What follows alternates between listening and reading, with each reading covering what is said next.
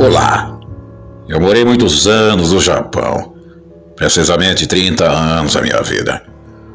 Lá eu trabalhei e criei minhas filhas que nasceram e conviveram, até se tornarem adolescentes. Quando vivia no Brasil tive muitas experiências sobrenaturais, mas não imaginava que em outros países, especialmente no Japão, as pessoas também acreditassem e vivenciassem tais experiências. E que muitas lendas e aparições são iguais pelo mundo todo. Por gostar muito do assunto, passei a pesquisar e pegar os relatos de experiência e anotá-los no caderno, para quem sabe um dia escrever um livro. Sendo assim, resolvi então passar para o canal, para que as pessoas saibam que algumas criaturas existem sim, e em todos os lugares do planeta. Eu trabalhava em uma fábrica na cidade de Maruoka, no estado de Fukui. Como muitos operários, tive muitos amigos japoneses, e muitos me contaram sobre o famoso Okami Otoko, ou lobisomem. Inclusive disseram que suas aparições eram em lugares ermos de mata, cidades pequenas e ao pé das montanhas. E essas histórias eu ouvia atentamente, pois jamais imaginei que no país asiático essas criaturas também existissem. Mas havia uma fábrica onde um japonês que pegava os lixos e resíduos de peças quebradas para sua fábrica, todas as tardes coletava e reciclava essas peças. Eu ia de bike todos os dias para o meu serviço e, cada vez que eu saía, às 6 da tarde, era inverno e já estava um breu danado, muito escuro. Pegava uma estrada que era cercada de mata, havendo algumas poucas casas toda cercada de árvore. Sempre cruzava na estrada com um velho japonês em seu pequeno caminhão. Caminhão esse carregado de peças e, ao olhar sua cara fechada, pois segundo os outros japas, ele não gostava dos estrangeiros.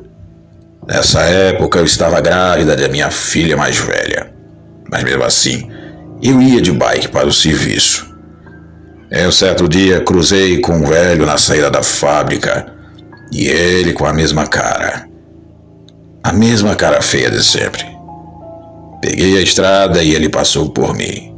Só que ele entrou em uma pequena estrada com o seu carro. Eu nem liguei e continuei andando com a minha bike. Andando tranquilamente e bem devagar, ouvia algo correndo atrás da bicicleta, como se fosse barulhos de tamanco de madeira correndo pelo asfalto. Um trote de cavalo, na verdade, pois o barulhão era grande. E de imediato, assustado, olhei para trás e foi a pior coisa que fiz. No escuro vi aqueles dois olhos amarelos que estavam correndo bem quase alcançando a minha bicicleta. Apertei o passo e aquilo vinha voando atrás de mim. Mas tudo que eu podia ver eram os seus olhos e o ronco daquela criatura, como o ronco de um porco do mato. E ela, por sinal, já estava me alcançando. De repente, já sem fôlego para correr, senti um baque na garupa da bicicleta. Foi aí então que comecei a gritar e gritar cada vez mais. Então aquilo, ao emparelhar com a bicicleta, eu pude ver aquele ser horrível. Aquele ser negro de pelos na cabeça, boca toda deformada e dentes para fora da boca, esticando aquilo que parecia um braço, todo peludo, tentando me dar patadas na perna e talvez me jogar longe da bicicleta. Comecei a gritar e quando vi um bloco de apartamento, entrei com tudo e já entrei gritando. E foi aí então que vi umas pessoas no estacionamento e corri até eles pedindo ajuda.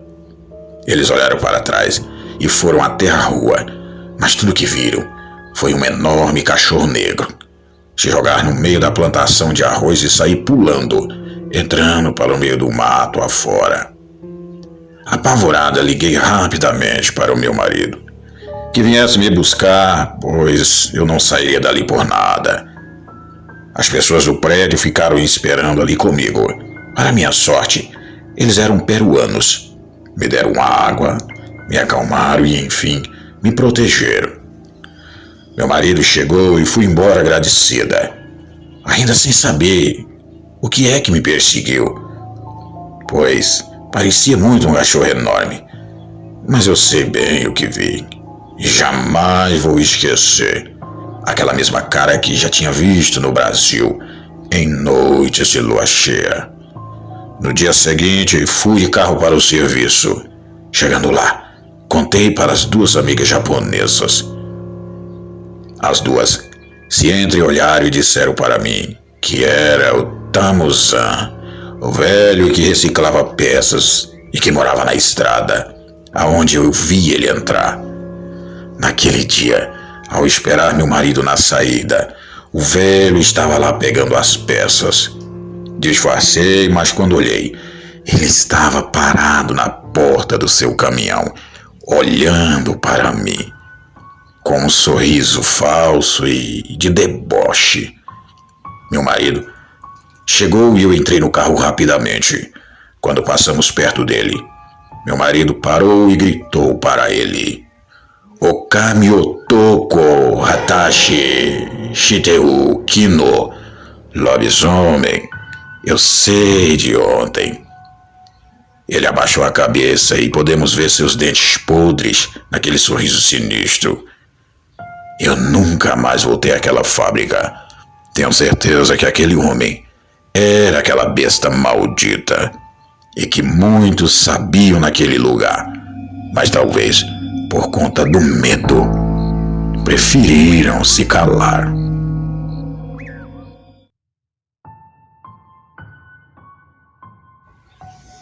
Olá, eu me chamo Cecília e sou moradora de Guaíra, uma cidade hoje em dia pouco frequentada, desde que acabou as Sete Quedas, lugar maravilhoso, que foi coberto pela Itaipu, soterrado o comércio da cidade e levado a muitos a saírem daqui para outros lugares. Eu morava na saída da cidade, na década de 80, quando tudo começou a ficar estranho. Tínhamos uma casa de madeira antiga. Era de meus avós que moravam com a gente. Era eu e meus pais e 2 irmãos. Na época eu tinha 16 anos. E meus irmãos tinham 14 e 8, 12 anos. Todos os dias íamos para a escola numa velha caminhonete de meu avô que nos levava. Depois, ficava no sítio dele e à tarde nos pegava para levar para casa. Todos os dias era assim. Meu avô ficava no sítio, dando ordem ao caseiro que plantava horta e criava animais, tais como porcos, cabras e algumas cabeças de gado para o meu avô. Meu pai, que era advogado, ficava em seu escritório trabalhando na cidade. Portanto, essas tarefas de casa com a gente ficava em cargo do meu avô e da minha mãe, que por sinal também era professora. Mas como não dirigia, quem nos levava e trazia era meu avô. Toda sexta-feira, nós pousávamos no sítio, que também tinha uma enorme casa de madeira. Seu telhado era sem forro. Entre as 2 tábuas da parede, tinha frestas que muitas vezes podíamos ver a luz da lua, quando apagávamos as luzes.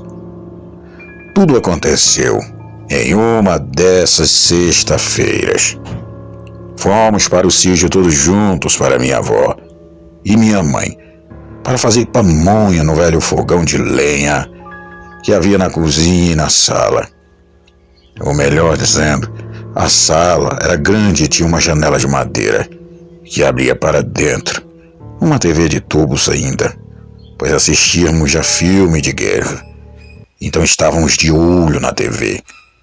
Quando vimos a janela de madeira se abrir lentamente, E nós três, eu e meus irmãos, olhamos na direção da janela e vimos aquele braço peludo segurando no batente da janela. Nós saímos que nem um foguete gritando e logo meu avô e minha mãe e vovó vieram correndo, dizendo que estávamos impressionados com o tal filme. Por isso é que tínhamos visto coisas.